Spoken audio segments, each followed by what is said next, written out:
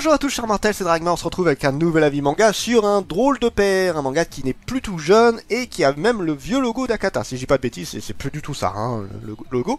C'est une série que j'ai acheté entièrement d'occasion, l'intégrale d'un coup, voilà, j'étais bien tenté, je me suis dit pourquoi pas. Et j'ai pas été trop... Alors j'ai pas tout lu, je suis au 3ème tome, je me suis dit je vais pas présenter le manga en ayant fini tout, sinon ce serait pas très intéressant, là j'ai déjà lu 3 tomes et j'ai presque fini le 4ème tome, j'ai beaucoup enchaîné. Et ça en à peine 2 jours, c'est long à lire, hein, mine de rien. Alors, un drôle de père, Josei comédie tranche de vie fait par Unata Yumi. Pour l'histoire, nous suivons Daikichi, un jeune homme qui a la trentaine, qui fait un boulot dans une entreprise. Bref, le japonais lambda, célibataire, qui est pas très à l'aise avec les gens, les femmes, tout ça. Le japonais classique, hein, on va dire ça comme ça. Et à un moment donné, son pépé, il est mouru. Voilà, il a trépassé et il va du coup à ses funérailles. Et il se rend compte d'une chose, c'est que le pépé, c'était aussi un chaud lapin. Façon de parler, non, on va dire qu'il se faisait plaisir, quoi. Parce qu'en fait, il a une fille. Oui, le pépé qui devait avoir plus de 70 ans, là, il a une petite fille. Qu'il a actuellement, au moment où Daikichi a 30 ans. Elle s'appelle Rin et elle a 6 ans. Voilà. Et du coup, ce qui est rigolo, c'est que techniquement, la fille de 6 ans, c'est sa tante. Bah oui, puisque c'est le pépé et tout, c'est un petit peu particulier, voilà. C'est un petit peu, voilà. Enfin bon, là, du coup, Rin, qui malheureusement, elle est un peu dans la galère de se dire, merde, j'ai perdu mon pépé, qui était son papa en soi, hein, c'était son papa, mais elle l'appelait pépé.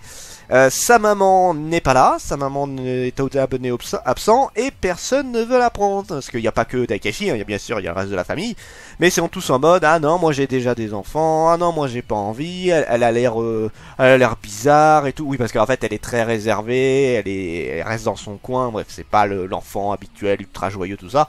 J'aurais de te dire, la situation n'aide pas, hein, et que Rin est loin d'être con.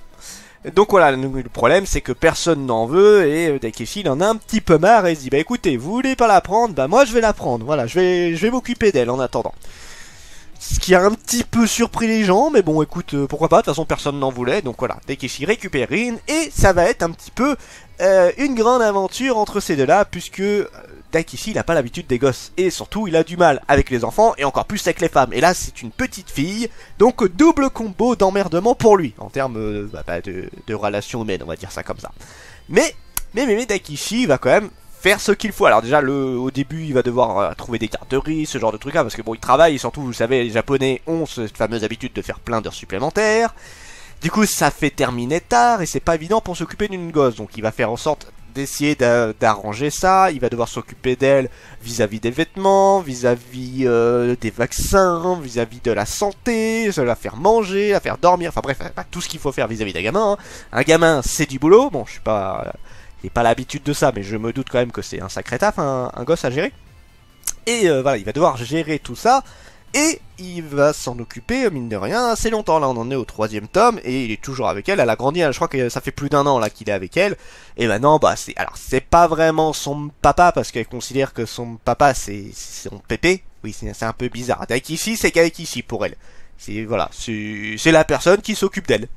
Et d'ailleurs, ce qui est assez marrant, c'est que Rin c'est particulier parce qu'en fait, je sais pas si c'est lié à son éducation ou un truc comme ça, mais en fait elle est très mature. Bon, bien évidemment, ça reste une gosse, hein, elle a 6 ans, elle connaît pas tout, elle a des trucs qu'elle comprend pas, ce genre de trucs, mais elle est assez mature, elle fait pas mal de choses elle-même, il y a pas mal de trucs où qu'elle comprend relativement ce qui se passe.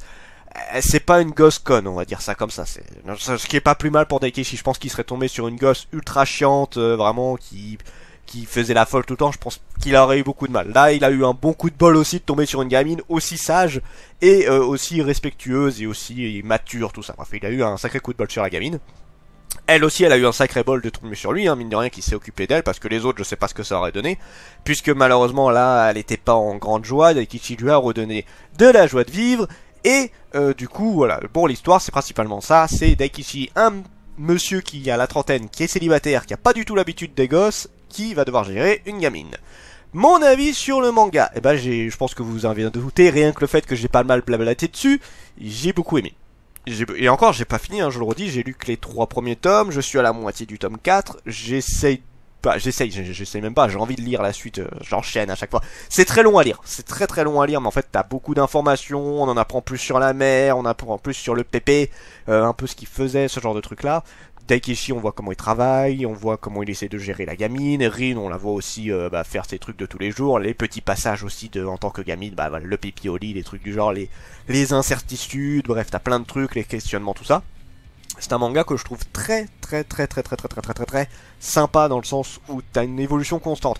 J'aime bien en fait les mangas où tu vois les personnages évoluer, ils grandissent. C'est pas tout le temps alors malheureusement oui et non, on peut pas toujours faire ça. Souvent je prends un exemple, Back Me Up, les trucs du genre où c'est vraiment on reste sur un personnage. Ah oui, il va avoir une évolution, genre il va se passer quelques mois, genre de truc là. Mais tu vois pas les personnages grandir. Là, tu vois vraiment le personnage grandir. T'as Mushoku Tensei où c'est comme ça, tu vois le mec il est tout gamin.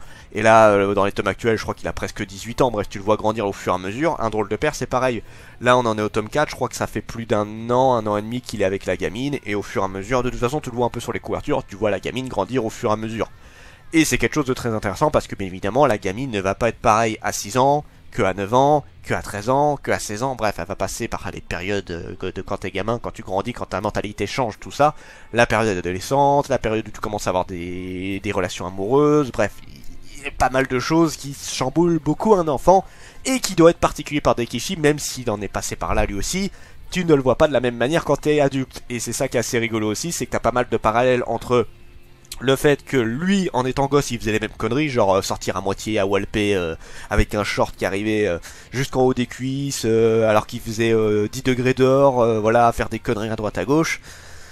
Et en train de se dire maintenant, voilà, il faut pas faire ça, il faut que tu sois habillé. Ou alors genre, on a un gamin qu'on voit régulièrement, là, qui, genre à un moment, il grattait les murs avec un bâton, il fait ah, toi t'as fait ça sur les murs. T'as la Ring qui est en mode, mais comment tu sais ça? T'as fait pareil à vous, hein.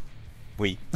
Voilà, c'est des trucs qu'il a fait, mais que maintenant, en tant qu'adulte, il doit dire non, il faut pas faire ça. C'est très rigolo ce petit parallèle de se dire, voilà, c'est des conneries que j'ai fait. Je sais très bien quant au gosse, je comprenais pas pourquoi on me disait de pas le faire, mais maintenant, en tant qu'adulte, je me dis, bah, il faut que je leur dise de pas le faire, mais ça fait bizarre. Voilà, c'est plein de petits trucs comme ça. Parce qu'on le rappelle, Takeshi n'a pas choisi d'avoir un enfant, hein, c'était pas dans ses projets. Là, c'est vraiment, ça tombait comme un cheveu sur la soupe. Mais il s'y est fait, il s'y habitue, et il prend ça quand même très au sérieux. Je le redis encore une fois, il s'inquiète beaucoup pour Rin. Il fait tout ce qu'il faut pour qu'elle ait un confort de vie tout à fait correct, qu'elle puisse aller à l'école, qu'elle puisse apprendre, qu'elle puisse grandir en pleine santé. Bref, il fait vraiment beaucoup d'efforts. Donc c'est un manga que j'ai beaucoup aimé. C'est le genre de petite découverte, vous voyez. Souvent, il y a les gros titres de malades où on se dit, voilà, les One Punch Man, les trucs du genre, où c'est en mode, waouh, c'est la grosse nouveauté du jour, mon dieu, c'est le manga du siècle. Bah, c'est des genres de mangas que, oui, je vais aimer. Et encore, One Punch Man, ça reste une exception, j'ai bien aimé. Parce que ça me fait rigoler, mais genre les My Hero Academia, les trucs du genre, j'ai un peu plus de mal à accrocher parce que bah c'est souvent des trucs que je revois X fois sous un format différent. Alors oui, ils vont avoir un truc en particulier, mais c'est voilà, j'ai plus de 8000 mangas, ça fait plus de 15 ans que je lis des mangas. Au bout d'un moment, les nouveautés, les gros hits ne me marquent plus autant.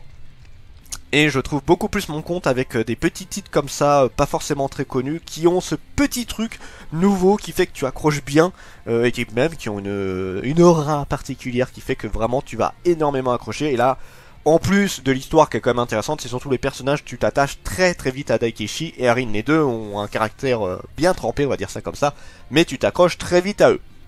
Potentiel du manga, alors pour l'histoire je vais le redire, l'histoire est très sympa, c'est pas le truc de fou hein, le fait d'avoir quelqu'un qui adopte une gamine, un garçon ou quelqu'un pour X raisons, c'est pas novateur, c'est quelque chose qui est fait depuis très longtemps, qui continue à être fait, mais c'est pas un mauvais scénario, hein, c'est un truc qui, en fait selon comment c'est tourné ça peut être très bien comme ça peut être beaucoup moins intéressant.